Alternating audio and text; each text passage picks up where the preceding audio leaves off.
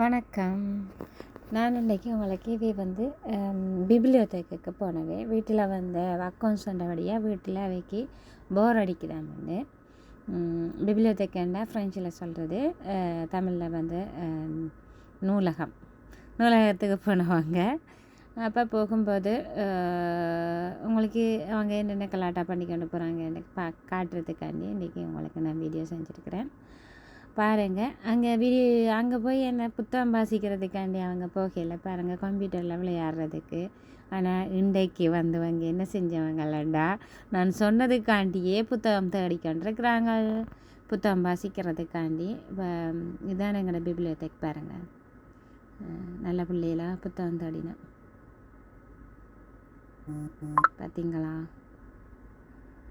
Okay, ஆளுக்கு புத்தகம் எடுத்துக்கொண்டு வந்தாங்க. நீங்களும் பிபிலியோதேக்கில் போய் புத்தகம் வாசிக்கிறது ஒரு மனிதனுக்கு நல்லது. வாசிப்பதால் மனிதன் பூரணமடைகிறான் என்று சொல்லுவினோம். அதனால் அவையலையும் வாசிக்கிறதுக்காண்டி புத்தகம் எடுக்க சொல்லி இப்போ லைப்ரரியில் நின்று பார்த்து கொண்டிருக்கிறேன். இதுதான் எங்களோட லைப்ரரி.